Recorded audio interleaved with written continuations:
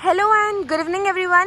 तो अभी फ़िलहाल हम लोग गंगोत्री से नीचे उतर चुके हैं और ऋषिकेश की तरफ जा रहे हैं। और यहाँ पे आप देख सकते हो कि अभी अभी तुरंत बारिश ख़त्म हुई है और रोड भी पूरा गीला हो चुका है और मौसम पूरा क्लाउडी हो चुका है। और इधर थोड़ा ठंडी हवाएं चल रही है, ठंडा भी लग रहा है, थोड़ा मौसम काफ़ी अच्छा हो रखा है।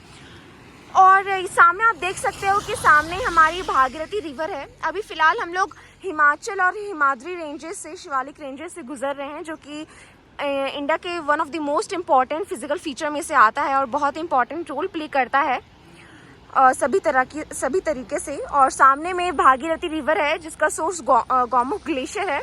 और सामने में भागीरथी रिवर पर एक डैम बना दिया गया है उसके फ्लो को रोकने के लिए। तो बेसिकली डैम्स क्या होते हैं? डैम्स हाइड्रोलिक स्ट्रक्चर के अंदर आती हैं। हाइड्रोलिक स्ट्रक्चर क्या होती हैं? हाइड्रोलिक स्ट्रक्चर ऐसे स्ट्रक्चर होते हैं जो कि बनाए जाते हैं रिवर्स के फ्लो को रोकने के लिए या फिर उसको डाइवर्ट करने के लिए। वैसे स्ट्रक्चर्स को हम लोग डैम्स कहते हैं। हाइड्रोलिक स्ट्रक्चर में सिर्फ डैम्स नहीं आते, हाइड्रोलिक स्ट्रक्चर्स में डैम्स आते हैं, एम्बैंकमेंट्स आते हैं, एम्पावरमेंट्स आते हैं और भी बहुत सारे स्ट्रक्चर्स आते हैं। तो बेसिकली अभी हम लोग डैम्स के बारे में थोड़ा बहुत जानने वाले हैं। एंशिएंट टाइम्स में से ही जो रूलर्स वगैरह होते थे अपने किंगडम्स में, वे वहाँ पे रूल करते थे, वहाँ पे वो बहुत सारे हाइड्रोलिक स्ट्रक्चर बनाते थे बेसिकली इरिगेशन पर्पस के लिए। इरिगेशन पर्पस के लिए वो हाइड्रोलिक स्ट्रक्चर बनाते थे, जैसे कि डैम्स वगैरह हो गए, एम्बैंकमेंट्स वगैरह हो गई। और वो जो ट्रेडिशन है उसको हम लोग अभी भी मॉडर्न इंडिया में फॉलो करते आ रहे हैं। अभी आप सामने में देख रहे हो डैम्स के सामने में वो जो आप देख रहे हो जहाँ से वो पानी बह रहा है, उस गेट को हम लोग स्पिलवेज कहते हैं, जहाँ से वो पानी बहता है। ये था कुछ। और डैम्स के बहुत सारे यूजेस हैं, बहुत सारे उसके एडवांटेजेस हैं। सबसे पहला एडवांटेज ये है कि जब भी आप बेसिकली कभी भी जब डैम्स को बनाया जाता है तो उसके फ्लो को रोक दिया जाता है। और सामने में आप पीछे देखते होगे कभी भी किसी भी डैम्स के, तो पीछे ना पानी एकदम इकट्ठा सा हो जाता है, उसको हम लोग रिजर्वियर कहते हैं। जैसे यहाँ पे आप पीछे देख सकते हो, यहाँ पे पूरा जो पानी है वो इकट्ठा हो चुका है क्योंकि यहाँ पे सामने बांध बना दिया गया। तो उस पूरा जो पानी इकट्ठा हो गया उसको हम लोग रिजर्वियर कहते हैं या फिर लेक्स कहते हैं। तो वो जो रिजर्वियर में जो पानी इकट्ठा हो जाता है, उन सारे पानी को हम लोग इरिगेशन पर्पस के लिए यूज़ करते हैं। पहला ये यूज़ हो गया।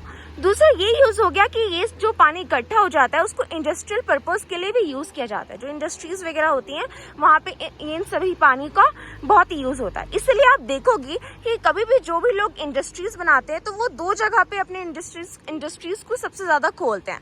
पहली जगह पे जहाँ पे उनको वो जिस रॉ मटेरियल को उनको ज़रूरत है वो आसानी से मिल जाए।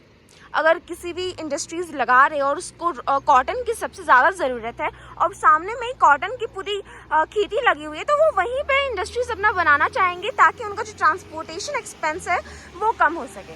दूसरी बात कि वो डैम्स वगैरह के सामने या फिर ऐसे जगह पे जहाँ पे उनको वाटर सफिशिएंट अमाउंट में मिल जाए अपने पर्पस के लिए यूज़ करने के लिए, वहाँ पे वो अपने इंडस्ट्रीज़ को बनाते हैं।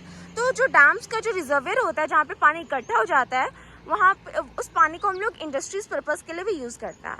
डैम्स जो होते हैं वो फ्लोट्स को रोकने के लिए भी यूज़ करते हैं, ठीक है। जैसे अगर कोई सपोज़ कि बहुत ज़्यादा बारिश आ गया, बहुत ज़्यादा ग्लेशियर्स ह्यूज अमाउंट में जो रिवर्स का फॉर्म ले लिए, या फिर हिमंगस अमाउंट में जो वाटर है वो माउंटेन की तरफ से आ गया, तो ये सब जो डैम्स होते हैं वो उस रिवर के जो फ्लो को रोकती हैं, उसे कंट्रोल करती हैं। वरना अगर वो डैम्स नहीं रहेंगे तो वो जो रिवर्स है, वो जो वाटर है, वो पूरा सामने में गांव वगैरह घर वर सबको तहस नहस कर देगा। तो एक तरह से जो डैम्स होती हैं वो फ्लड्स को रोकने का भी काम करती हैं।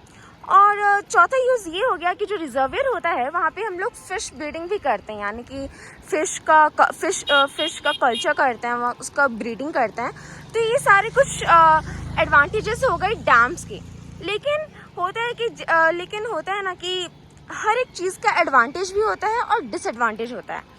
तो डैम्स के भी बहुत सारे डिसएडवांटेजेस हैं और जो भी डिसएडवांटेजेस हैं वो सारे इन्वायरमेंट से रिलेटेड है। सबसे पहला ये डिसएडवांटेज है कि जो डैम्स होते हैं वो रिवर्स के फ्लो को रोक देते हैं, उसका जो नेचुरल फ्लो होता है ना उसको रोक देते हैं, पीछे में रिजर्वियर बना देते हैं। उसकी वजह से क्या होता है, जो भी माउंटेन रीजन से रिवर अपने साथ सेडिमेंट्स वगैरह ला रही होती है, अपने साथ जो भी सेडिमेंट्स वगैरह ला रही होती है उसको वो, जैसे कि अब जब रिवर्स रुक जाते हैं तो वो सेडिमेंट्स का जो फ्लो होता है वो भी रुक जाता है, और धीरे धीरे वो जो सेडिमेंट्स होते हैं वो नीचे मतलब कि नीचे दबने लगते हैं, नीचे उतरने लगते हैं, और वहाँ पे नीचे में एकदम सरफेस में एक बहुत ही रॉकी टाइप का स्ट्रक्चर बन जाता है by the deposition of these sediments. और उन्हीं सारे रॉकी स्ट्रक्चर्स को हम लोग स्ट्रीम बेड्स कहते हैं। और इन स्ट्रीम बेड्स की वजह से जो एक्वेटिक लाइफ है, जो एक्वेटिक फ्लोरा है, उसका जो जनरेशन, उसका जो वो उग नहीं पाते हैं, उनका जो लाइफ है वो ख़त्म हो जाता है इन स्ट्रीम बेड्स की वजह से। दूसरा डिसएडवांटेज है कि यहाँ पे माइग्रेशन नहीं हो पाता है। जो एक्वेटिक फौना होती हैं, जो जैसे कि फिशेस वगैरह होती हैं, वो बहुत सारी फिशेस जो होती हैं वो रिवर्स के थ्रू अपने आप को माइग्रेट करती हैं एक जगह से दूसरी जगह। लेकिन बांध बनाने की वजह से जिस तरह से नेचुरल फ्लो रुक जाता है रिवर का, उसी तरह से यहाँ पे जो रिवर्स का फिशेस का जो माइग्रेशन है वो भी रुक जाता है, और ये भी एक बहुत ही बड़ा डिसएडवांटेज है।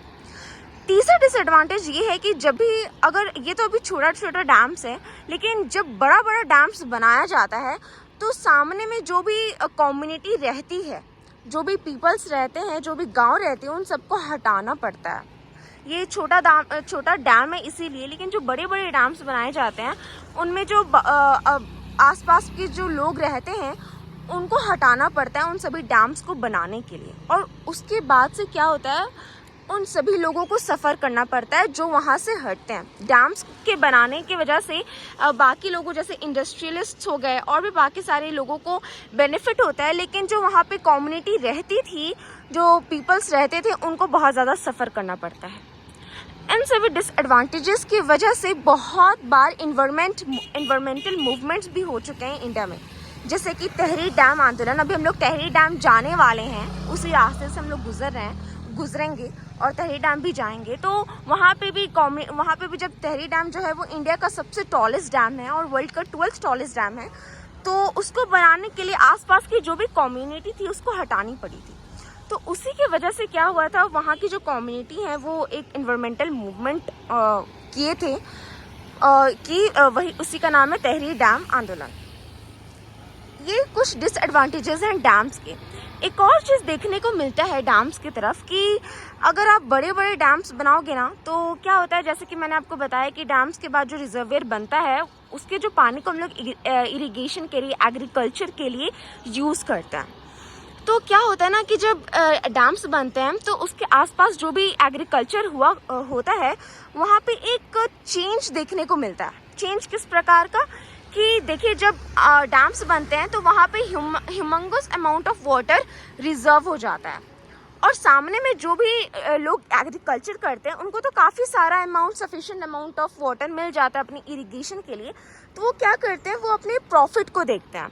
जो भी फार्मर्स होते हैं आसपास डैम्स के किनारे जो अपने एग्रीकल्चर करते हैं, वहाँ पे वो ज़्यादातर ऐसे क्रॉप्स को लगाते हैं जो कि जिनको वाटर की सबसे ज़्यादा अमाउंट है, जैसे कि वीट हो गया, राइस हो गया, वैसे क्रॉप्स को लगाते हैं। और कमर्शियल क्रॉप्स को भी लगाते हैं जैसे कॉटन, इंडिगो। इन सारे क्रॉप्स को लगाने की वजह से क्या होता है, पहली बात उनको पानी तो सफिशिएंट अमाउंट में मिला हुआ है, तो उनको कोई दिक्कत नहीं है वाटर की, इसीलिए वो ज़्यादा ऐसे क्रॉप्स को लगाते हैं जिनको वाटर की सबसे ज़्यादा ज़रूरत है। और इससे ये होता है कि जब ज़्यादा वाटर सॉइल में रहेगा तो सॉइल का जो साल्ट कंटेंट होता है वो बढ़ जाता है। उसकी वजह से क्या होती है, उसकी वजह से जो सॉइल की फर्टिलिटी है वो ख़त्म होने लगती है, वो रिड्यूस होने लगती है। दूसरी बात कि अगर आप वीट और राइस लगाओगे तो बाकी क्रॉप्स को टाइम नहीं मिलते हैं, बाकी क्रॉप्स को वो लगाते नहीं हैं क्योंकि उसमें उनका कम प्रॉफिट होता है। वो कमर्शियल क्रॉप्स और वीट राइस ऐसे क्रॉप्स को ज़्यादा मतलब कि वैल्यू देते हैं लगाने के लिए, क्योंकि उनमें उनका ज़्यादा प्रॉफिट होता है। इसलिए वो उनको बाकी सारे क्रॉप्स को मतलब बाकी सारे क्रॉप्स को टाइम नहीं मिलता लगाने के लिए उनको, क्योंकि वो इन्हीं सारी क्रॉप्स को लगाते रहते हैं और उसकी वजह से जो इंडिया का इकोनॉमिक है उसमें भी इफ़ेक्ट पड़ता है। और उस तरह से वो उनको और उस तरह से क्या होता है कि जो वाटर का जो लेवल है वो रिजर्वियर से वो भी रिड्यूस होने लगता है। तो ये सारे कुछ डिसएडवांटेजेस थे डैम्स के और एडवांटेजेस थे डैम्स के। Thank you.